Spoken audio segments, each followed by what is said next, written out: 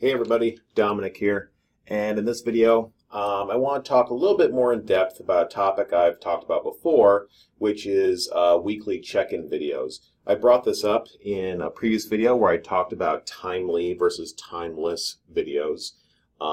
Just as a reminder, a weekly check-in would be a timely video in that generally you record it once and it's for a particular group of students.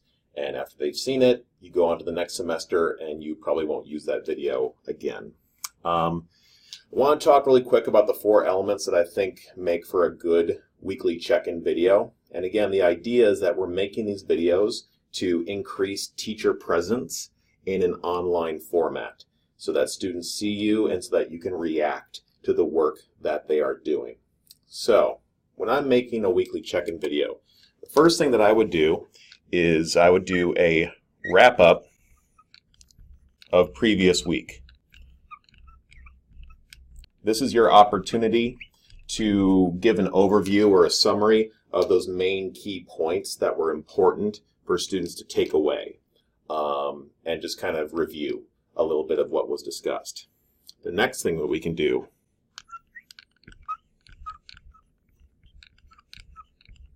shout out accomplishments. In some ways, I feel that this is the most important part of weekly check-ins. The main idea here is that we want to recognize the hard work that our students have been doing and let them know. For example, if you're doing a discussion board, you might say, there were some really great ideas that were brought up in this past week's discussion. I really liked Megan's contribution where she talked about X, Y, and Z. Also, Jack, you had a really good idea in regards to, or whatever.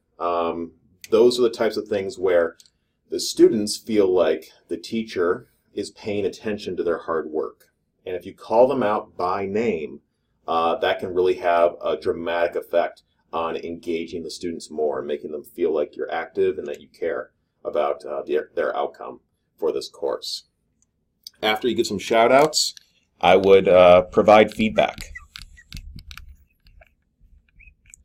And really, the feedback that you give depends largely on what the learning activities were from that past week, but I would say that this is your chance to point out maybe some confusions that occurred.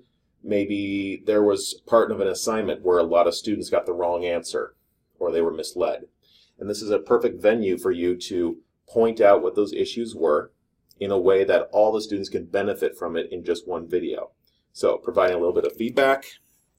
And then our last part is going to be to preview the week ahead.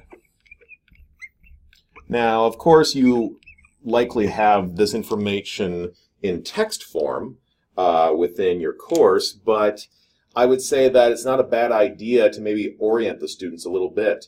Maybe they have a project that's occurring across multiple weeks. This is your chance to remind them, to make sure they're still working on it. Maybe give them an idea of, at this point in the semester, you should be about here with your projects. And then let me know if you have questions or if you're having trouble, just to make sure they're staying on track. So these are just 4 elements that I think make a good weekly check-in video.